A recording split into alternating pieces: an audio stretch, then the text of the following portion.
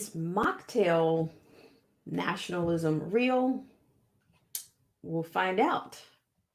Coming right up.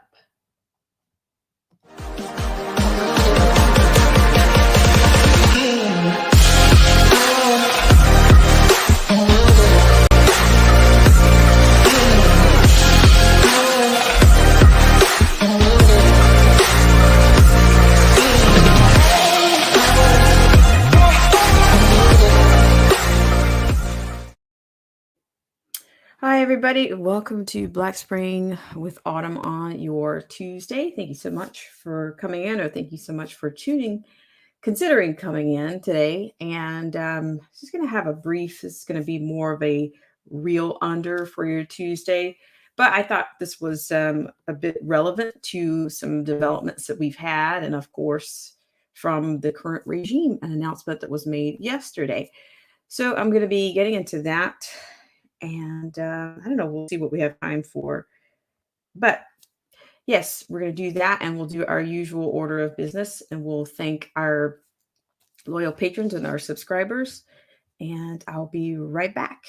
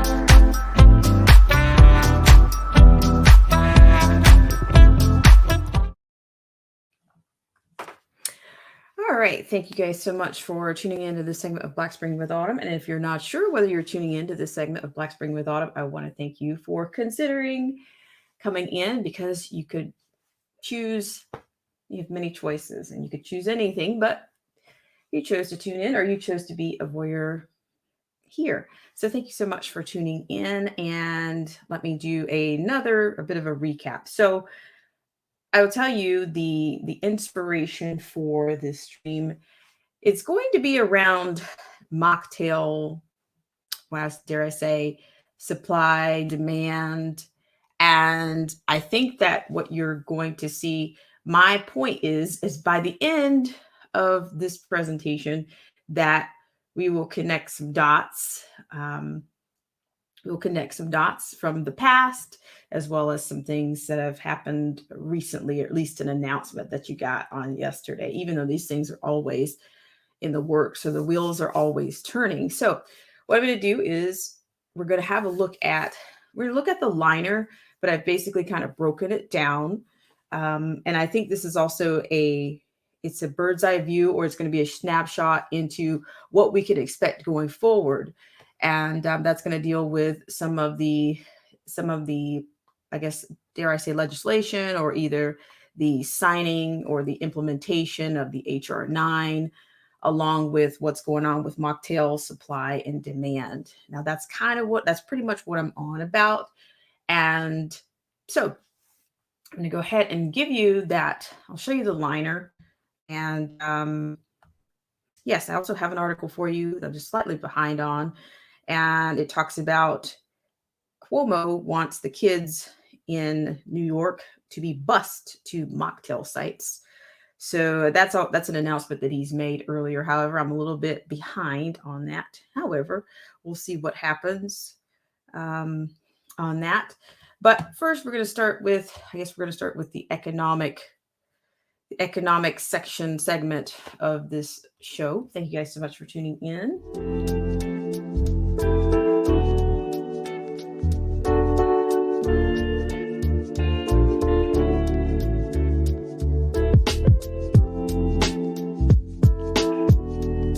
All right. So also, before I finish here, I just want you to see, for example, this particular illustration that you see before you. I play it all the time, and to my I took it for granted that you could not actually see the bottom. So I think that this is, dare I say, it's a funny paper, kind of an illustration, but I think it's pretty good.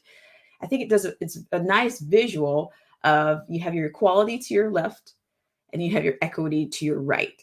So I think that's also a concept that I'm going to try to bring out in this presentation here. Hello, Awesome Alice. Thank you so much for coming in. She says, aha, the economic downfall. This should be interesting. Okay. So, take a look at this illustration. I'm going to leave it up just for a second, if you don't mind. So, I even talked about the mocktail nationalism. We're talking about equity. We're talking about equality. I'm basically going to be, trying to tie this into the equity, a little bit on the equity, but also, how this is the call of the HR9. I'm going to try to pull the HR9 in, trying to pull in the equity here. I'm trying to connect some dots with all of these to see what I'm saying. I'm trying to come up with something that I'm thinking that's pretty much a forecast as to what we can see, what we can expect going forward, our role, the US's role, and in the global economy, or a fixed economy, versus what we've been used to, an economy that responds to the needs here in the US, and not the US picking up tabs all over the world, which is the direction that I think that we are in right now. So without further ado, I'm going to go ahead and take you to the article, and I'll tell you who I think the players are and that kind of a bit. But our theme is somewhere between the HR9, equity, and who I think the players are. So thank you guys so much for tuning in. So I'm going to show you this article.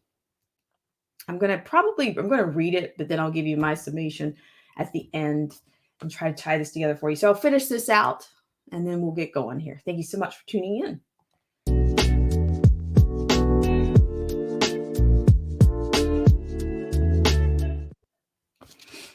All right, it is Tuesday, and thank you so much for tuning in to the segment of Black Spring with Autumn on your Tuesday. So I'm going to go ahead and share with you. Of course, we're going to be sharing this is a piece coming from our friends over at the World Economic Forum. And we can say this, whether we like it or not, that the World Economic Forum basically has the blueprint of many, many pieces to this,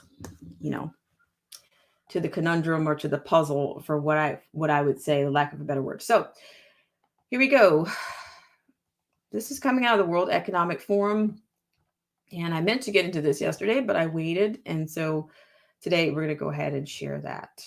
All right. So according to this, you have before you, I'm going to give it to you verbatim. I'll give you some nuances available. But okay, according to this is entitled from the World Economic Forum, and this is their Agenda 2021. How India's CV-19 crisis is affecting Africa's mocktail supply. There I go. All right. So as you can see, you have, we've talked about supply and demand. It's Groundhog's Day, perhaps for some of you. But you guys, you can handle it. All right. So here you got your 3 points here. The recent surge in the CV-19 cases in India, home to the world's largest mocktail manufacturer, has led to a halt in mocktail exports. Countries relying on those mocktails, including African states benefiting from the COVAX scheme, are now facing delays and shortages exacerbated by an already slow rollout. South Africa's Cyril Ramaphosa warned about mocktail nationalism and called for mocktails to become a global public good. All right. Africa already had the slowest mocktail rollout of any continent, with less than 2% of the continent mocktailed. Now, recent announcements of export control from Indian manufacturers hit by the surge in cases in India is affecting the COVAX rollout, on which 41 sub-Saharan countries are relying to mocktail 20% of their population, according to the World Bank. As the WHO Africa calls for countries to mocktail as many people as possible with the first mocktail, there is still no clear information as to when Indian exports will resume, and African countries are struggling to find supplies for the second doses. Why the world can't leave Africa behind. Okay, these delays could have further long-lasting consequences on sub-Saharan African economy, or Africa's economies, as countries affected by the delays will have to impose growth curbing lockdowns and write off benefits generated by tourism. According to the Business Day South Africa, quote, recent announcements on the CV19 mocktail exports will undoubtedly blunt the momentum behind efforts to ensure global equitable access to CV19 mocktails, in quote, said Shido Manyadi, head of Africa at the World Economic Forum. Quote, this is a time for real public-private partnership as the world is facing one of the biggest challenges, end quote. Christian Hoppe, director of the African Center of Excellence in Genomics of Infectious Disease, has also flagged the biological risks that leaving behind Africa could entail, including going back to, quote, square one, end quote, if the virus keeps on mutating on the continent, becoming resistant to all mocktails. According to the BBC, about 8 doses per 1,000 people have been administered in sub-Saharan Africa, compared to 150 doses per 1,000 people globally. All right, in search of solutions.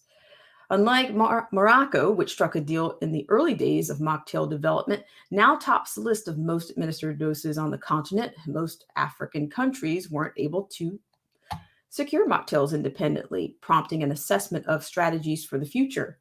Dr. Kenga Song, head of the Africa Centers for Disease Control and Prevention, said a 3-way approach is needed going forward, including stepping up testing, improving prevention, and boosting mocktail and oxygen supplies.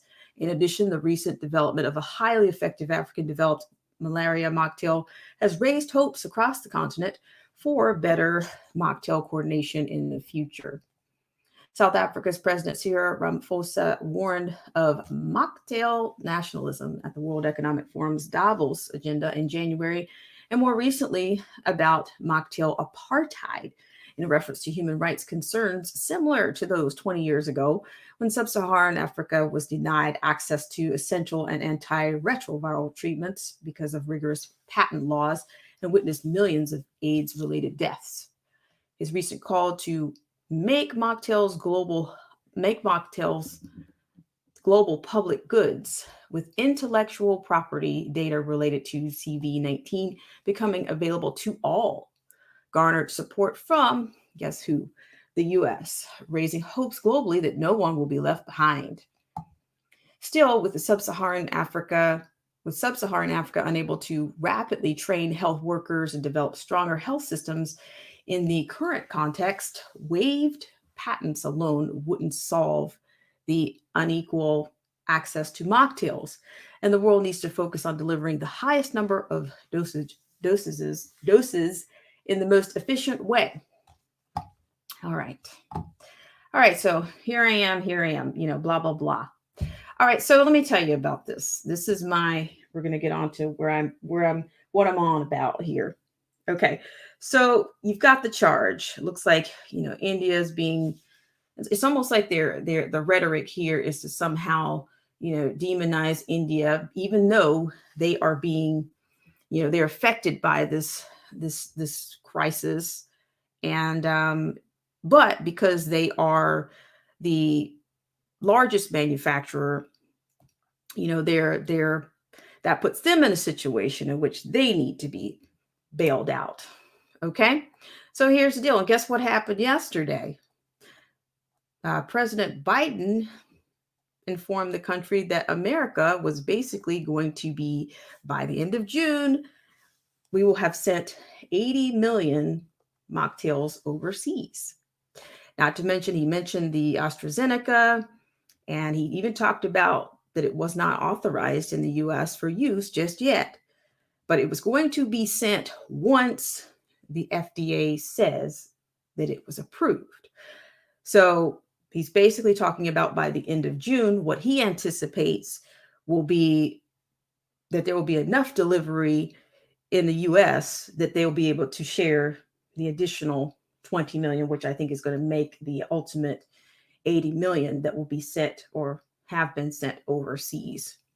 Now, that's my assertion, but this is also, to me, speaking to the HR 9.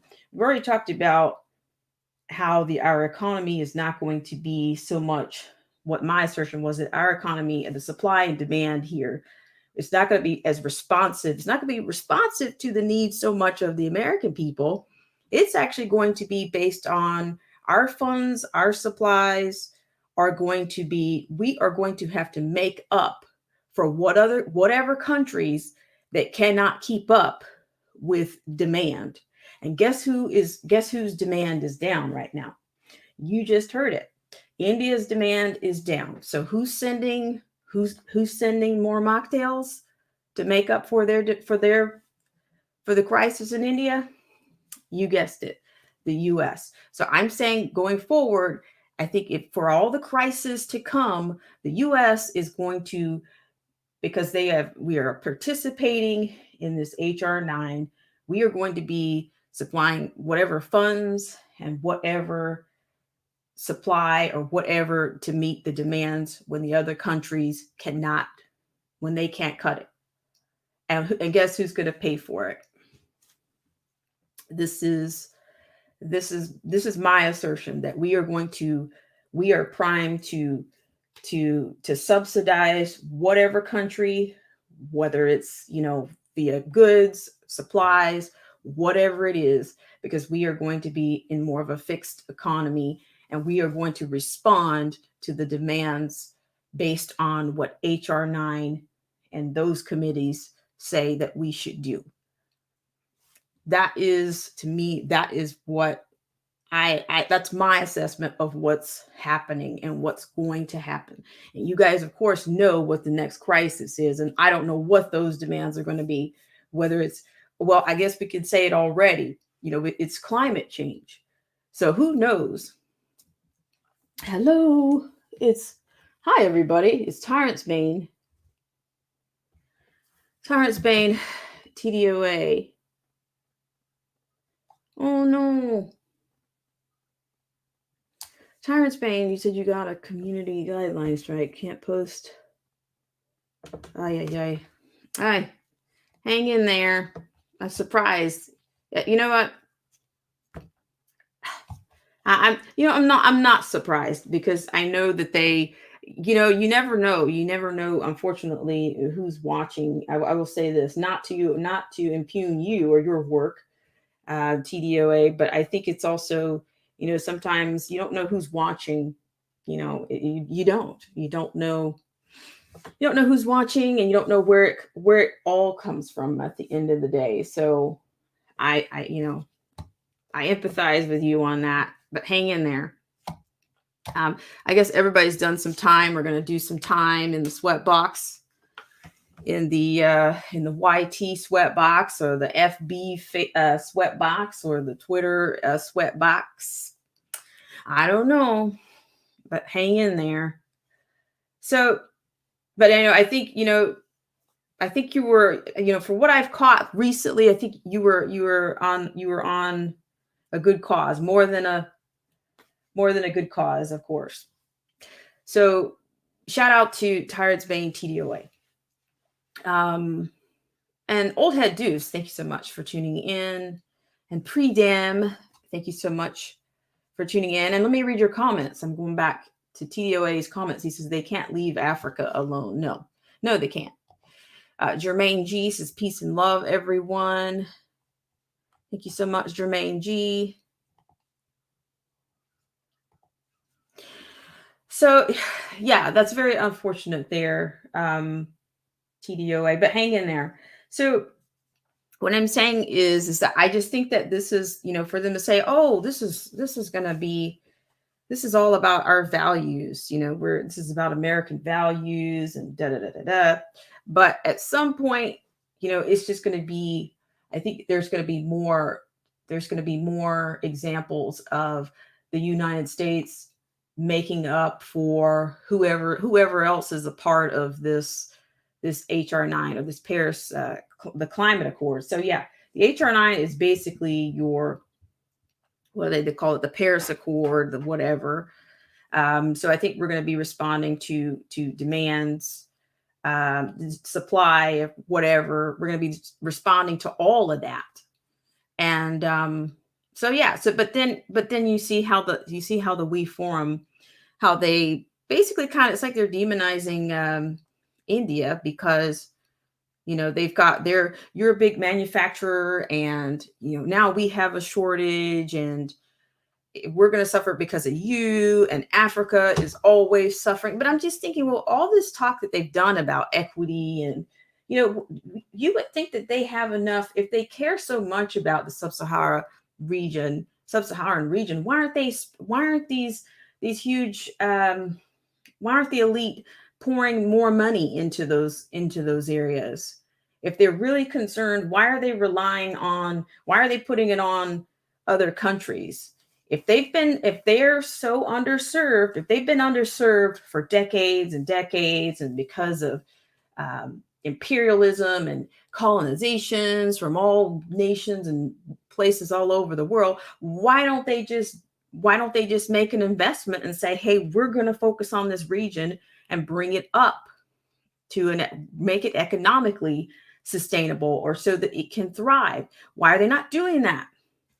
Well, I'll tell you who else has a presence there, and they're not talking about, China having a presence there. They're not talking about that. I mean, what are they doing with their presence? Are they bringing the country to an economic sustainable place? What are they doing there? They've done a lot on infrastructure, as far as I understand. They've put a lot of bridges and roads in.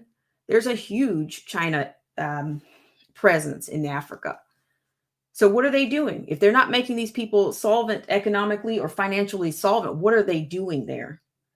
And why is everybody else demonized? If this is such a natural crisis, why does anybody have to be demonized? Or why does anybody have to be brought down so that they can bring them up? If there's so much wealth out there, why aren't they sharing it from the top? Why haven't they done it? They were aware of it before the CV19, right? These disparities existed. They cite, apartheids during the AIDS crisis. So why weren't they doing anything then to help out with the disparities in healthcare? Why? And the Gates has had a presence there for decades, but they're so worried about the sub-Saharan areas. So worried about them. It's really disgusting at this point. But I just love how they, America to the equity rescue is what the U.S. is being, used for. We're on the front of that. But I'm just saying, I just think that this is what we can look forward to from the HR9. Who knows what other kinds of supply and demand issues that the U.S. will have to subsidize for all the other countries that signed on to that HR9. Who knows? And that includes, it's not going to be just, it's going to be taxpayer money. The taxpayers are going to pay for everybody who cannot cut it. We've talked about this before. And I've talked about how this feels like Groundhog's Day around here, because we keep coming back to the same things. It's the same things. And many people will get up and will watch these press conferences and these teleprompts, scenarios, and, oh yeah, we're doing such a great job for humanity. They will applaud this stuff with absolutely no context, nothing prior, no sources, none. So it's all about nations hogging the mocktail. So they're trying to keep that in the loop, because the US is absolutely distracted right now. We're distracted with all the Marxist ideologies, and yeah, we're distracted with bills with bills and holidays and white supremacy and CRT, and those are all the threats. Those are the biggest threats, to the US right now. But they're not looking at, the amount of enslavement that we're subject to under this HR 9. They're not. You can't. I don't really think, is that really a land of higher learning? Is that what they got it for? Is that what they charged you with? And see, I'm tired of Spain TDO. I thought you did a great job with that for the Paul and the Fauci situation. I told you I gave Paul like best performing senator on that, because he really sticks it to them. But then I've also seen him capitulate too to the chastity belt for your face. I've seen him do that. So I mean, it looks good. It sounds good. But just to keep exposing people, and there's no real investigations, there's no real charges, it's just theater. It's just theater. So yeah, but I thought that was a great live that you did. I really, but of course they don't like that. Of course they don't like that. So hang in there. But thank you guys so much for tuning in. Let me read some comments here. Joseph Francis Burton is here. And Joseph Francis Burton says, was it because you mispronounced Bruce? And Austin Malice says, wish they would work on America for a change. Yeah, but they are absolutely dividing this country on so many levels right now. I was actually watching another YouTuber, and I've said this before, they're dividing everything, and it's all for weak. If you're divided, you're weaker, and that goes for the military and goes for many divisions. And Jermaine G says, because they are, so you're responding to my comments on the Chinois. He says, because they are just taking the resources. Yeah, they're not making Africa more solvent economically or intellectually, or they're not doing any of that. And see, that's going to be the next thing. I'm waiting for that to come out. I'm waiting for the talk about some type of attack on intellectual property from the U.S. And at the hands of who. I'm waiting for that to come out, and the response is going to be. But you know what? Here's the other part. Let me get on to the other part of my. We're going to go over to something similar that's kind of touching that a little bit. It's kind of a spore-like segments, but they all kind of, wrap you back into the same environment. Hope you guys are doing well on your, what's today? Today is Tuesday. So we have another story for you. We have a story about the Supreme Court unanimously rebuffing the Biden administration on warrantless searches. I think it's for handguns. So that's some 2A attacks, some stronger 2A attacks And I think that, the precedence on this is really strong. And the next one, we're going to go ahead, since we're talking about Le Chinois, we're going to go to building up our economy. 248 Chinese companies worth 2.1 trillion are listed on, I think they're on our, I think they're listed right now. So we're going to go to that. I mean, I'm just saying, you're starting to see some things that we've been talking about. So I'm going to go ahead and take you to that story first. And thank you guys so much for coming in. I will be right back.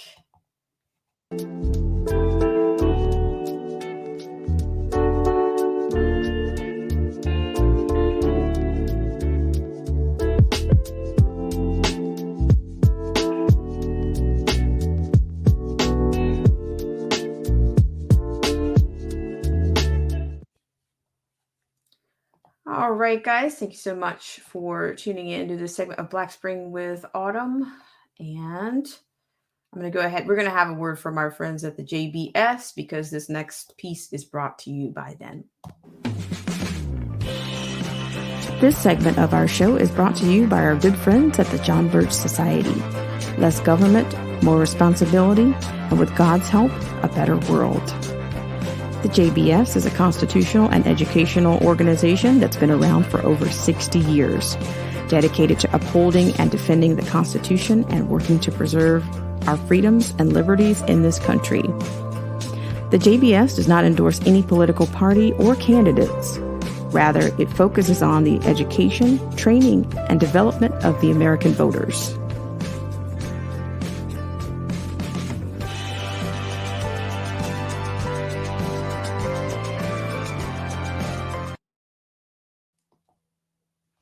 All right, guys, thank you so much for tuning in to this segment of Black Spring with Autumn, and I'm going to be sharing with you. I'm not going to read 248 companies that were added. Okay, you guys have to check the S&P and all that. Do that at your leisure. All right, so according to this, building up our economy, 248 Chinese companies worth $2.1 trillion are now listed on U.S. exchanges. All right, this is penned, or the pen name, under William F. Jasper. All right.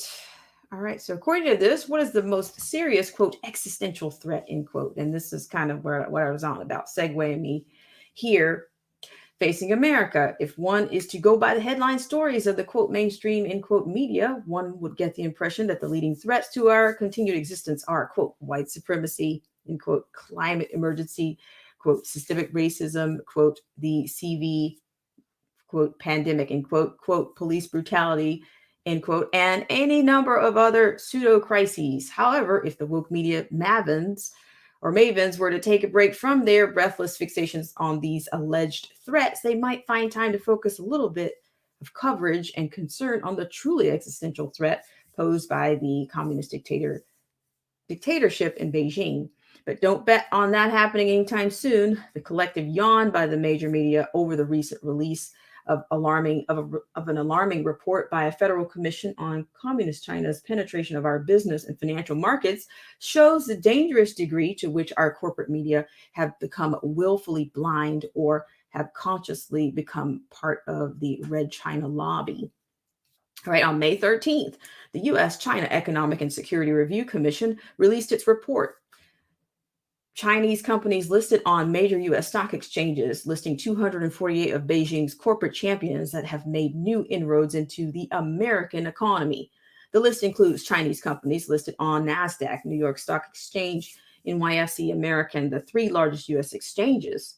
Quote, as of May 5th, 2021, there were 248 Chinese companies listed on these U.S. exchanges with a total market capitalization of $2.1 trillion, end quote, the commission noted. The list is veritable who's who of China's top companies, as well as a large contingent of smaller, lesser-known entities. This story made top headlines at CNN, the New York Times, and CBS, right? It's been the buzz of media talking heads. Yes? No. The media decided instead that you should be fed yet more stories about Harry and Meghan, Janet Ben, Ellen DeGeneres, and quote, retirement, and Liz Cheney's, quote, heroic defiance of the GOP, etc. And of course, more stories about the dangers of Trump and Trumpism. All right, according to this, but what about those 248 Chinese companies? Who are they? The following is a partial list. And see, I'm not about to read them all. You guys can look through these. You guys can chew on these. I'll just put the link in there. I know maybe you guys are invested in some of these. Don't know, but I'm going to put it here for you. Da-da-da. Look who's here. Hi, Zero the Infinite. I'm sorry, I'm being a little bit animated right now. Tyrant Spain TDOA. He says that's wild. Okay. You guys, your comments are just the best. So let me get back into this one here. All right. So as you can see, come on. All right. As you can see, you have your companies, and this is probably not even half of them. This is just, they said this is a partial list. Okay. All right.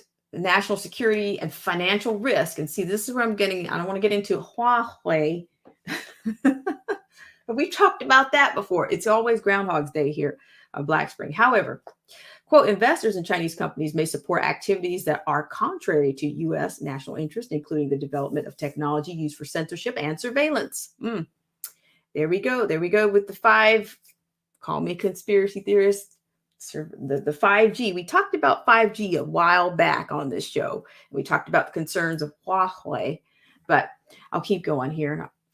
And in support of the military, end quote, the U.S. China Economic and Security Review Commission, USCC, report states, quote, for example, Weibo Corporation currently is valued at $11.6 billion. Weibo works under government direction to censor posts on its blogging platform and is used by the central and local governments to surveil and censor public protests. Ostensibly, private companies in China are subject to pressure and control by the state, end quote. The USCC report notes further that, quote, China's 2017 National Intelligence Law states, any organization or citizen shall support, assist, and cooperate with state intelligence work.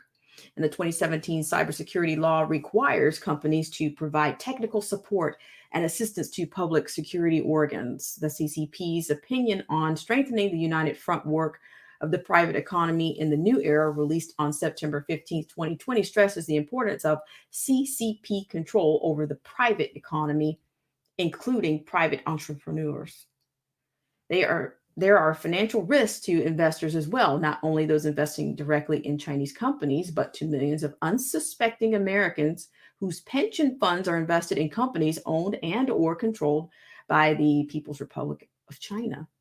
There's a major transparency opacity issue here, according to the USCC report. Public Company Accounting Oversight Board, the PCAOB, quote, a nonprofit corporation established by Congress to oversee the audits of publicly traded companies listed on U.S. exchanges, is currently unable to inspect working papers of auditors based in the PRC and Hong Kong, end quote. It's not for lack of trying. Quote, in 2013, end quote, the USCC reports, the PCAOB signed a memorandum of understanding on audit oversight with the China Securities Regulatory Commission and the Ministry of Finance. Over the next 7 years, the Chinese government has prevented Chinese-based auditing firms from complying with U.S. law on audit inspections, end quote. Gee, who would have thought that the secretive, totalitarian, mass-murdering overlords of the Chinese Communist Party would do such a thing? Repeated warnings, no action. The U.S.-China Economic and Security Review Commission was created in 2000 as a result of national furor over serious national security compromises caused by President Bill Clinton's trading of our national expertise and technology for campaign cash in an extensive train of scandals collectively known as Chinagate. The purpose of the commission and the USCC website states, quote, is to monitor, investigate, and report to Congress on the national security implications of bilateral trade and economic relationship between the United States and the People's Republic of China, end quote.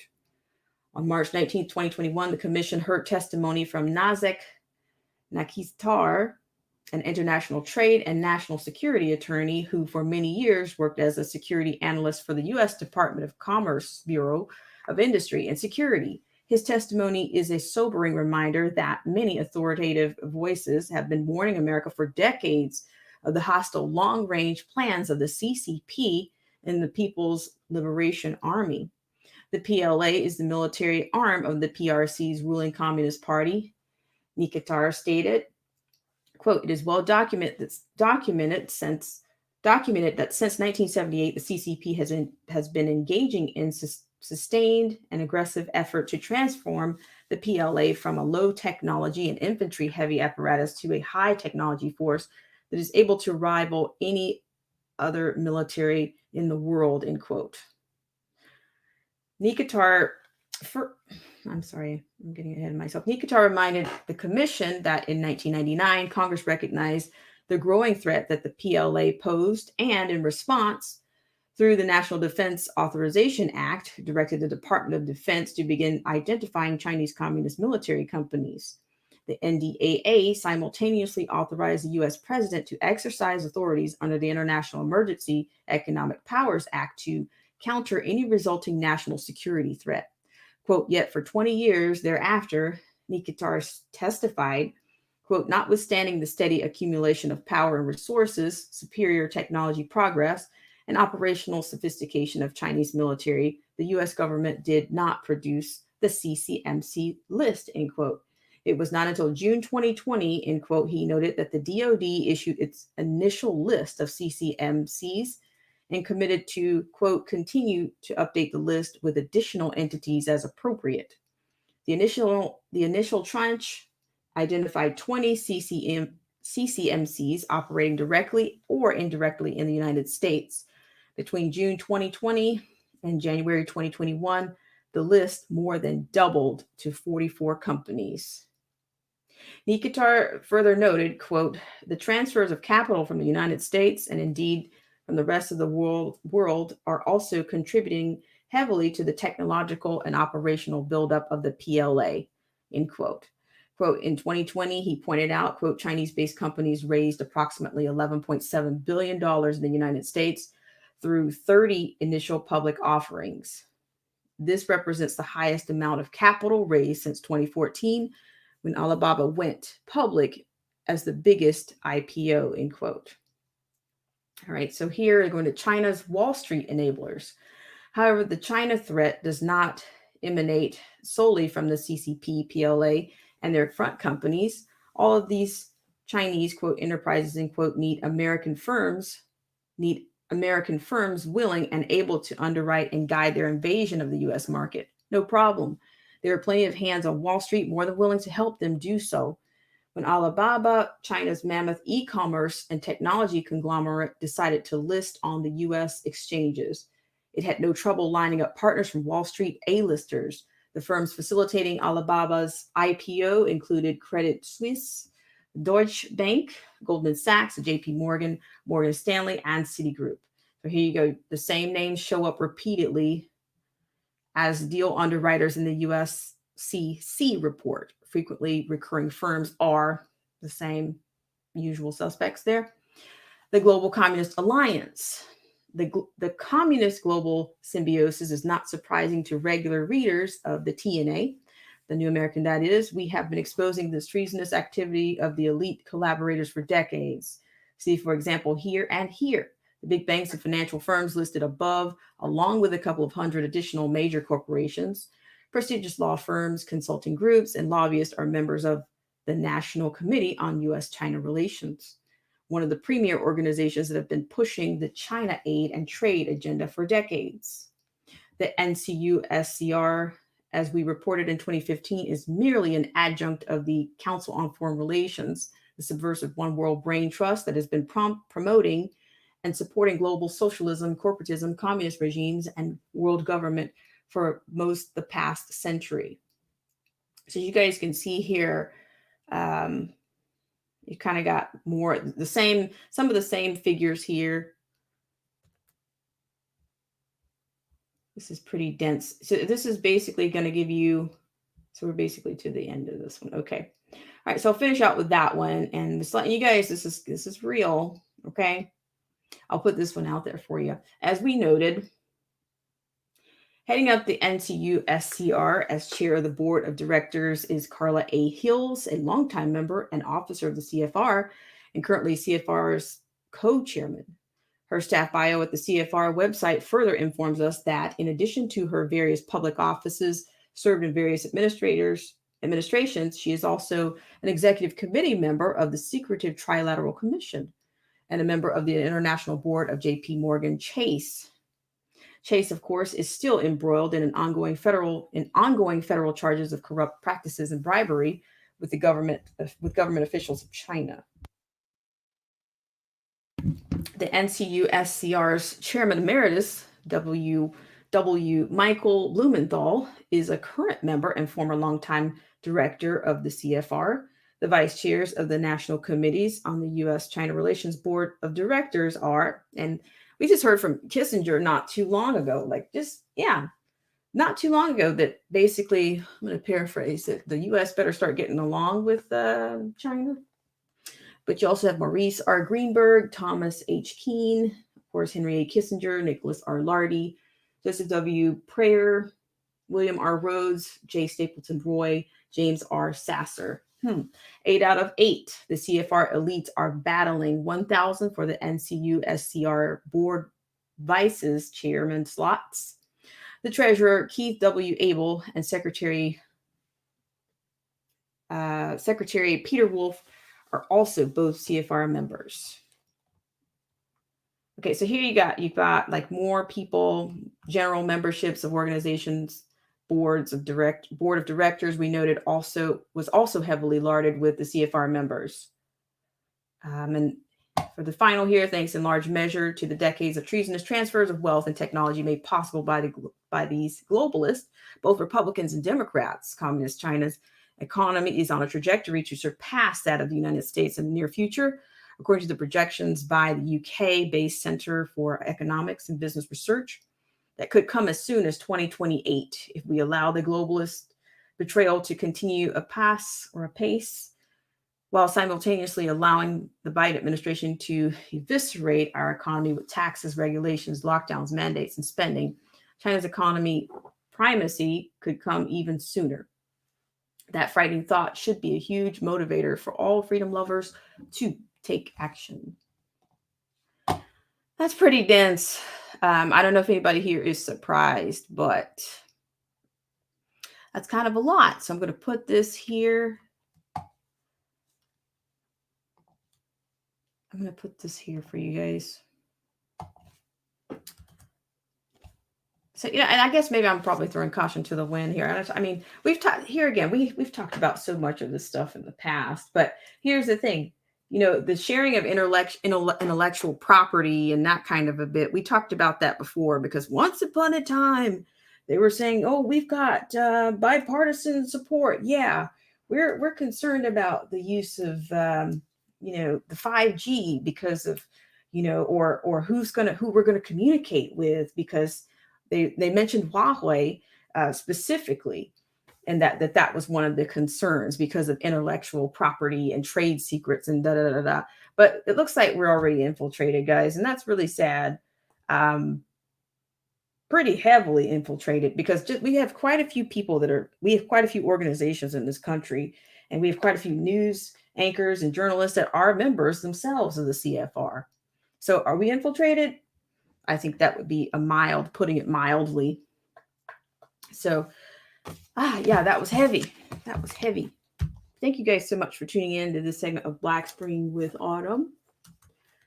So I think I put that one out for you already. Yeah, but there's more than that. That's a mild list of, that's just the, I guess, the U.S. exchange. That doesn't even get into the corporation, and you have individual members of the CFR. So, but who was it? We have some of the elites that said a long time ago that they thought that China should lead, because the U.S. had led previously.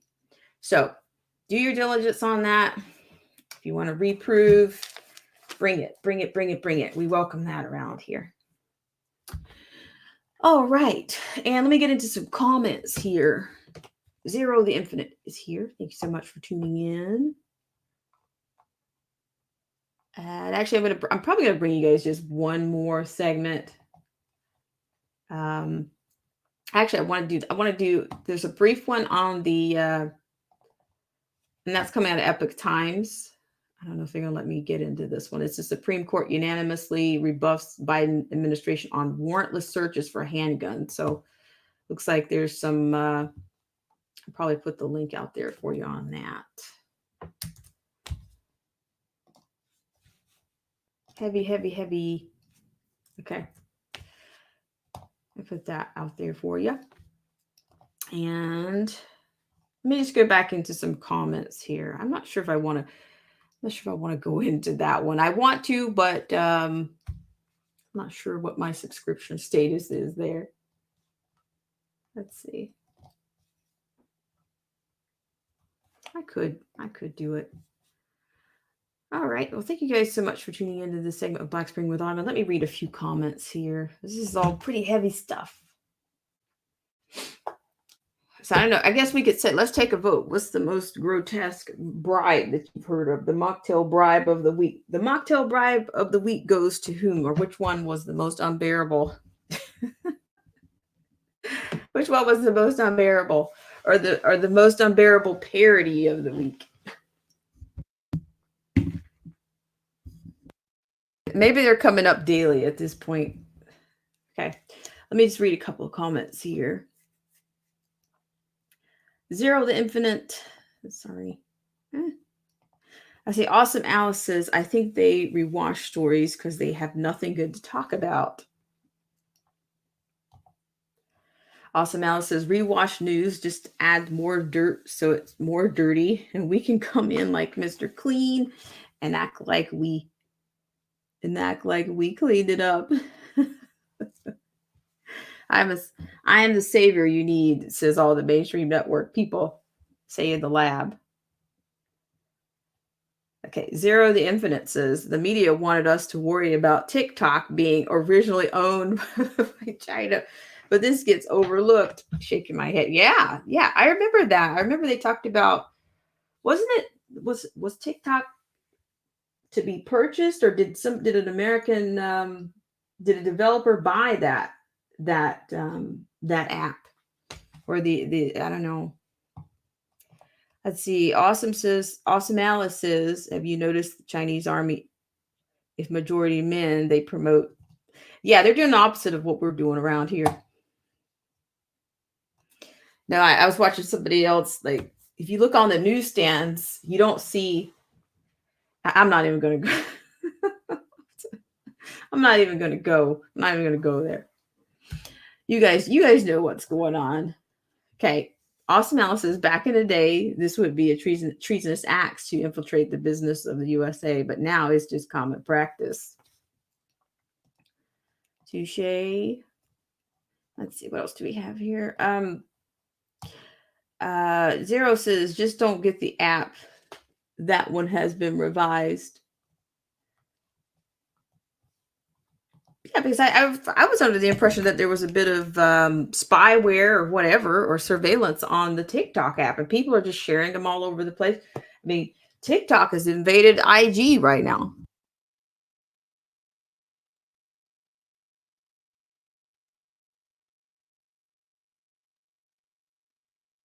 We're going to take a really quick break, and yeah, and I'll be right back, guys. Thanks so much for tuning in to this segment of Black Spring with Autumn. I will be right back.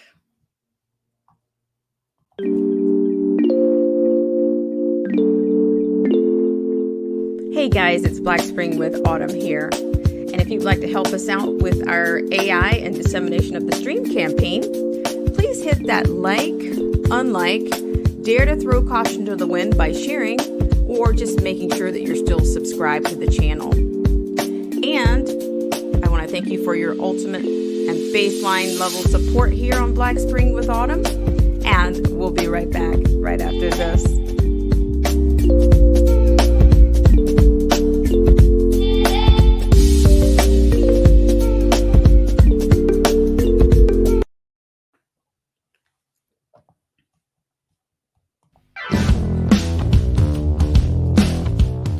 show is brought to you in part by our sponsors. Whether you're interested in health, culture, politics, scripture, automobiles, or music, please check out Derek C. Williams, Killer Whale Channels, The Definition of Anarchy, Marcy T., Joseph Francis Burton, Paralysis by Analysis, Chrysler Imperial H, Little Miss Goth, AZ Infidel, Cold War Jesus, Anthony Scioli, and Let the Truth Be Told. We'll be right back right after this.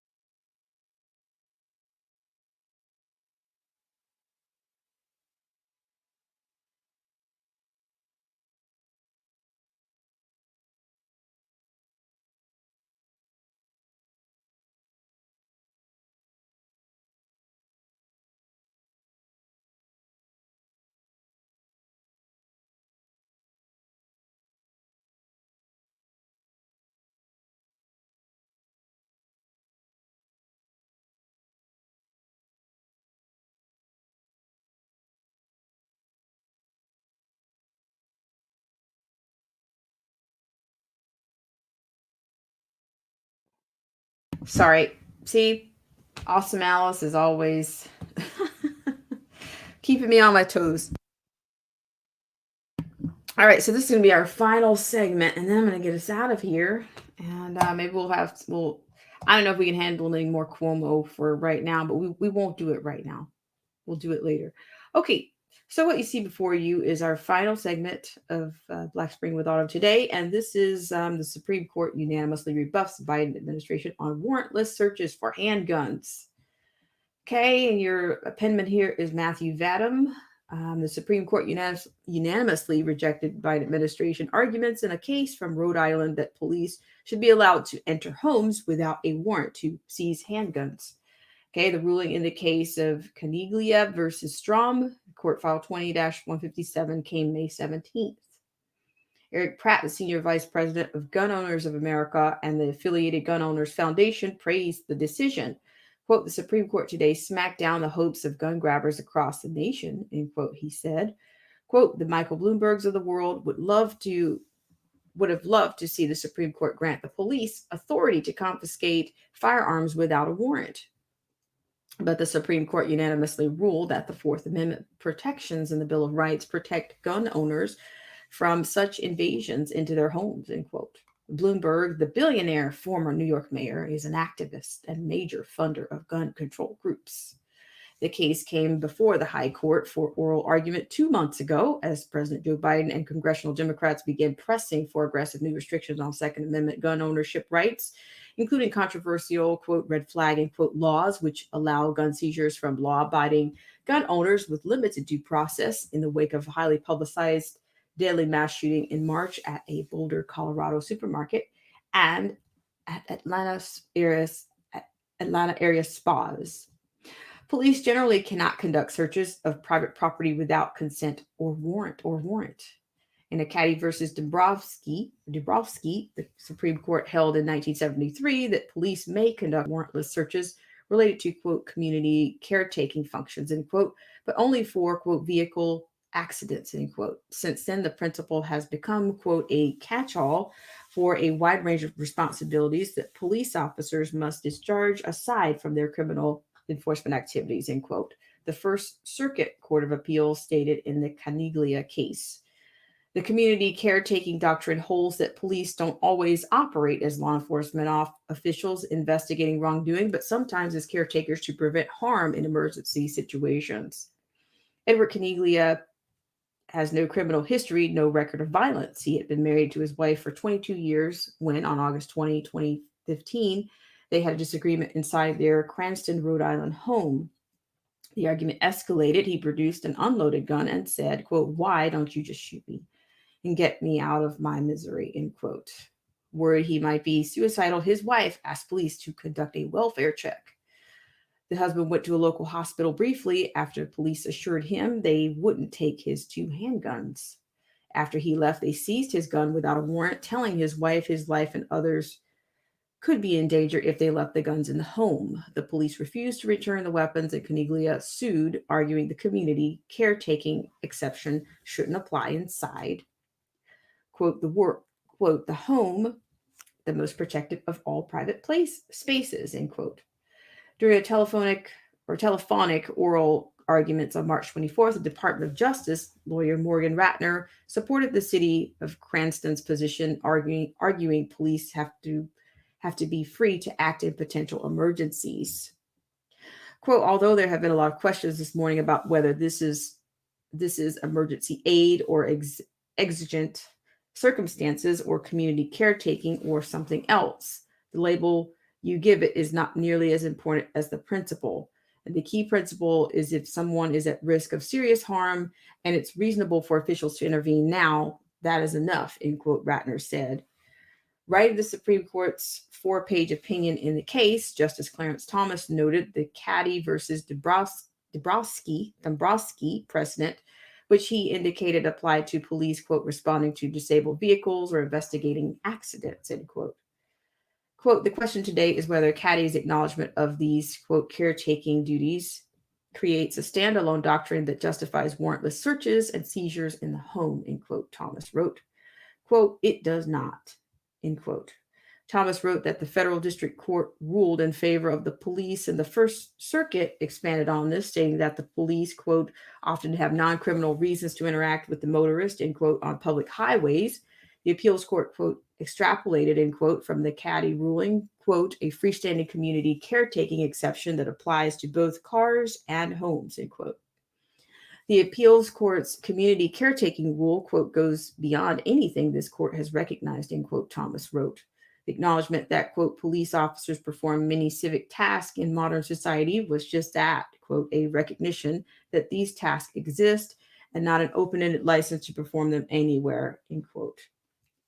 In a separate concurring opinion, Justice Samuel Alito wrote that the Supreme Court is, quote, properly rejecting the broad community caretaking theory, end quote. At the same time, he noted that the case implicates, quote, another body of law that petitioner glossed over, the so-called, quote, red flag, end quote, laws that some states are now enacting, end quote.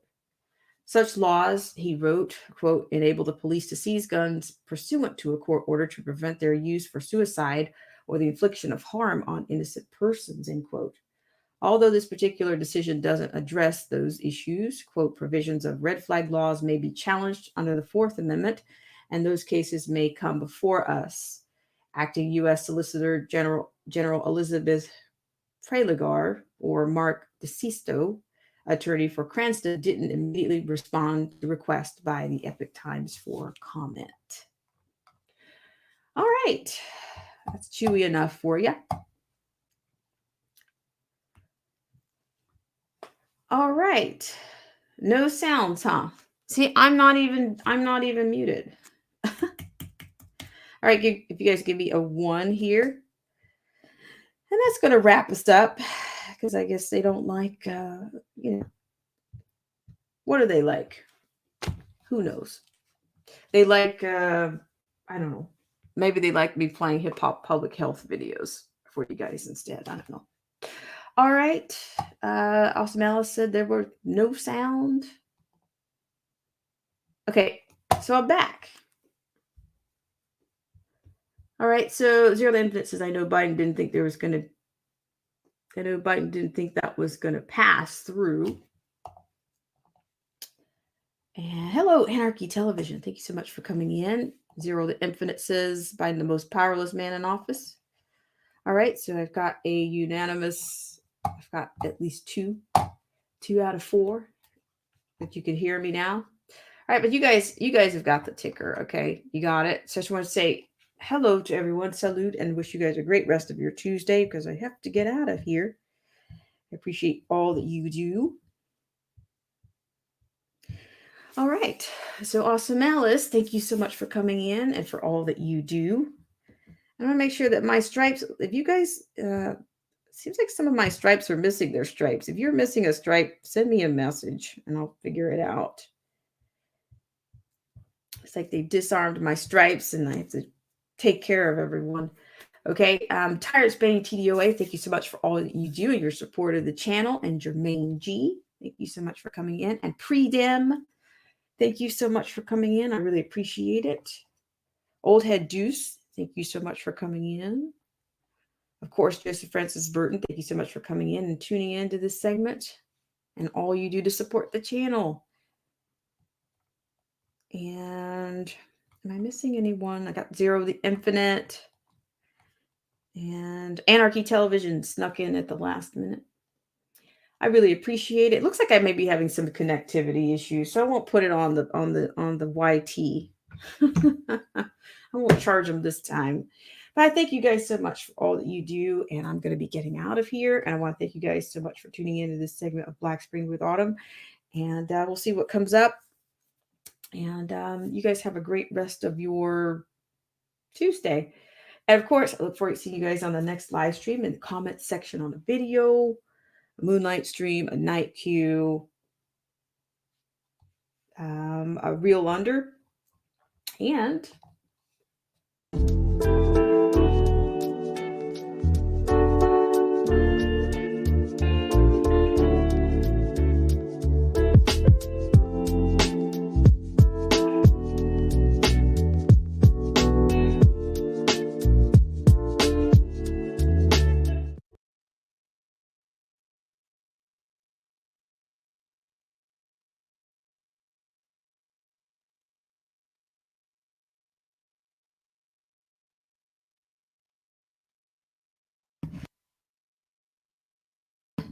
thank you so much for coming in. I really appreciate it and enjoy your Tuesday.